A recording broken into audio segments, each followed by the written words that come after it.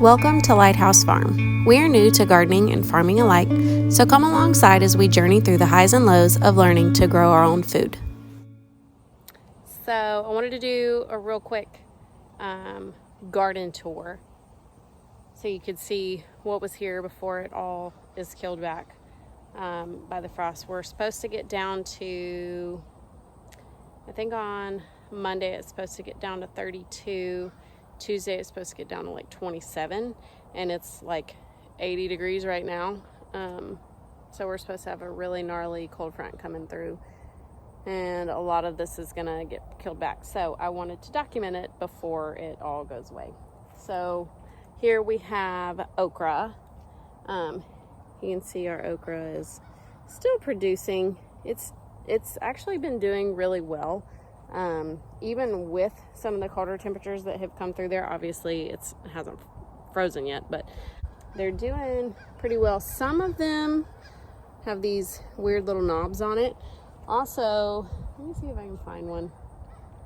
There are some that curl really bad. This one's curved some, but there are some that curl really, really bad. But you can see even on this one, there's a scab right there. When I looked it up on Google, it was saying that there's a specific bug that will penetrate the wall of the okra, I guess to get the liquid out from inside. And when it does, the okra has to compensate for that, and it's trying to heal itself. And when it does, it curves. I've never seen any bugs out here like what was described. However, we have gnarly ants out here. And the ants love this okra.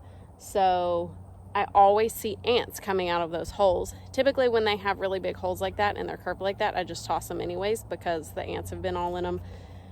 I'm sure you could just chop off that part and eat the rest, but I don't. I just cut them off and leave them in the ground. Let's see what else we got going on. The variety of these okras, I have two varieties out here. One is Texas Heavy Hitter, which I think that's what all of these are. And then those three really big ones down there are Texas Heavy Hitter as well. Those right there, I can't remember the variety. I'll put it on the screen. Here I've got Purple Hull peas. I'm going to have to come through and harvest a lot of these already. They're not dried out. I was going to let them dry out on the vine, but because of that frost that's coming through, I'm just going to go ahead and take them off because I don't want them to ruin.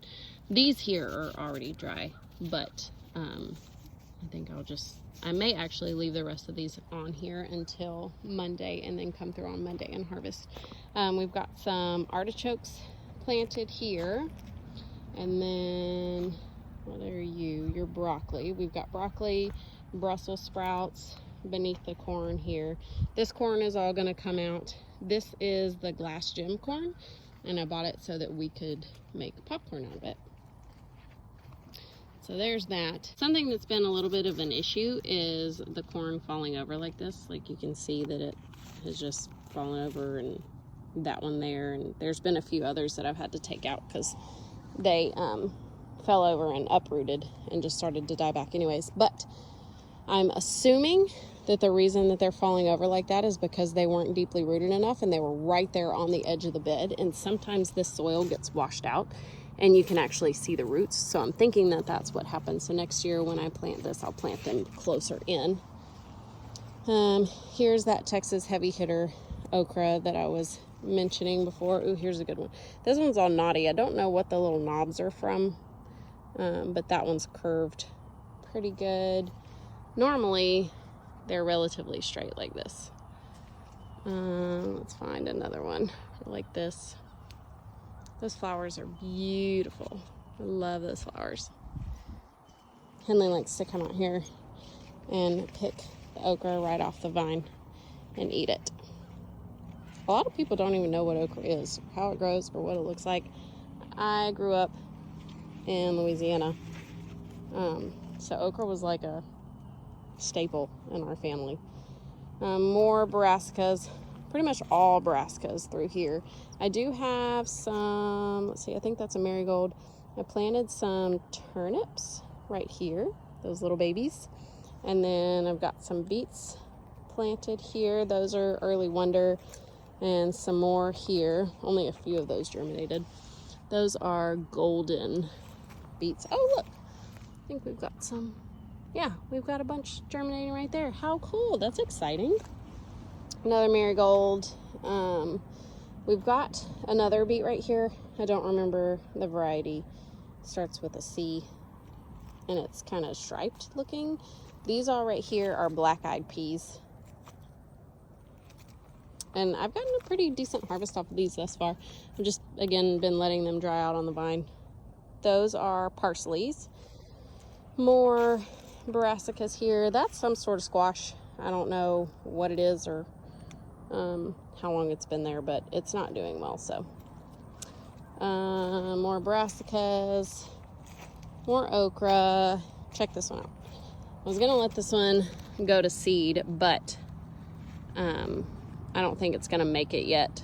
Like, it's hard. This is too hard to eat, but it's not dried out enough to save for seed. I'm gonna try. I'll harvest it right before the freeze and see if I can't dry it out and save seed from it. And anyways, got some more Brussels sprouts throughout here. Kale, red cabbage. I've still got a watermelon out here. I actually thought that the watermelon split. This is corn, and it is, as you can see, not doing very well.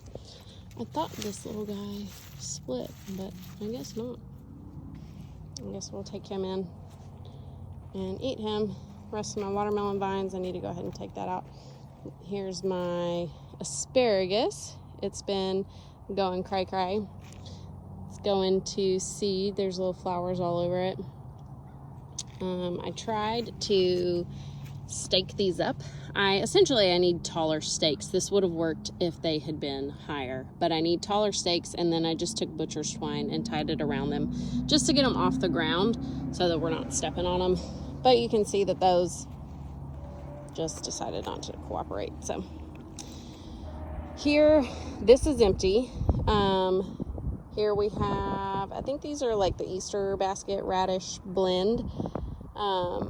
So that should be fun to harvest here soon. I planted carrots here several weeks ago.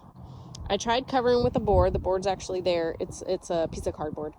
I've also heard of people using like a big wooden board that's not been treated and laying it on them. That way it keeps the soil moist. It also keeps the seeds from flying around or just being like washed out. And that's what happened the very first time I sowed some seeds for carrots, and this is where I had initially sown carrot seeds, but it looks like some of them are coming up.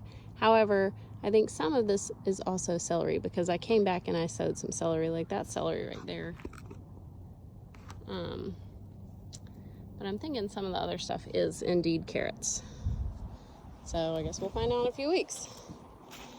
Our bell peppers here are looking pretty good. I'm really sad that these are gonna get knocked back by the freeze, so I'm gonna try to cover them and see if I can't extend their life a little bit longer, because over spring we did not get any peppers.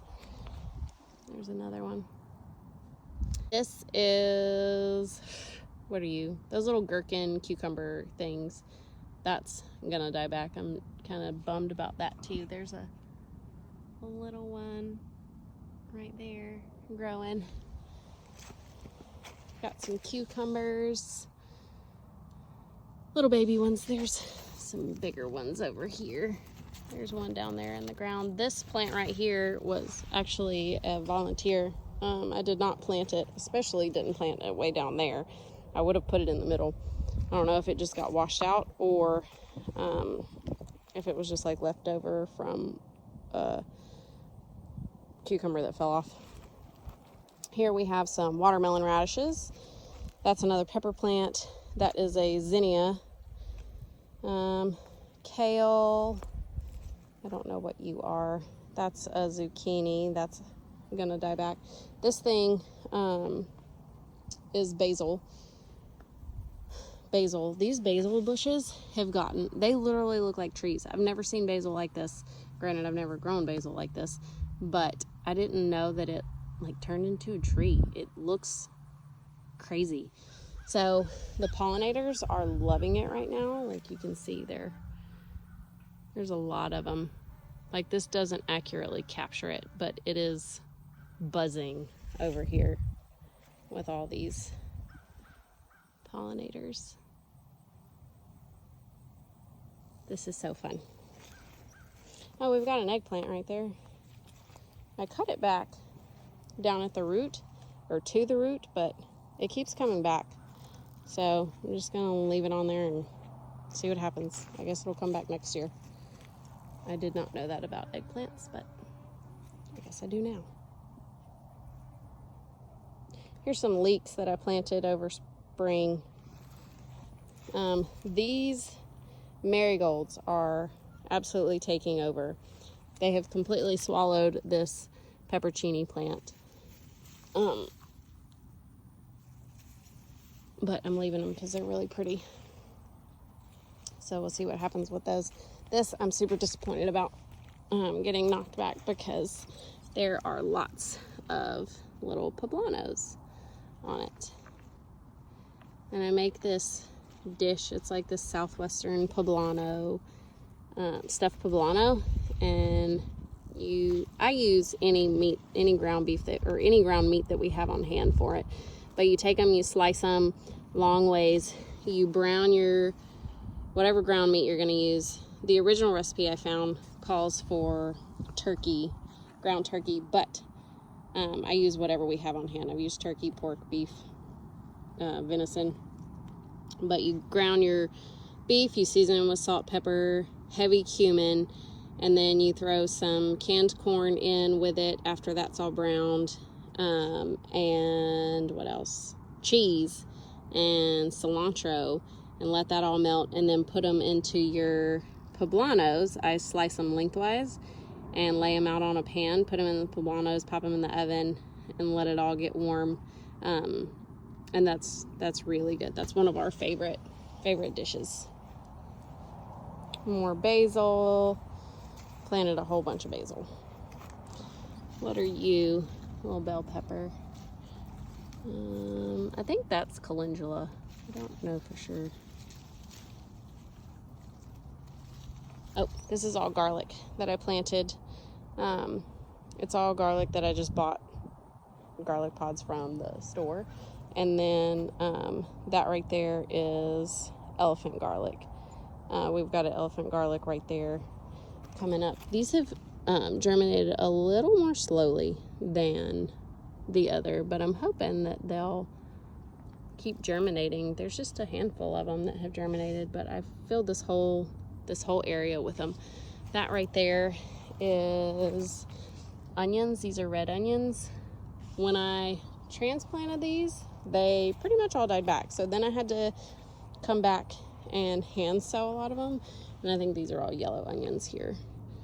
But after direct sowing, some of them have come back. And I planted these chives in spring, and they've just been slow going, but they're still going. And eggplant right there, randomly. I have no idea what that is, but I guess it's gonna die back anyway. So that is the fall garden tour, October, what's today? I looked at this earlier, October 28th, 2023. That's it for now, y'all.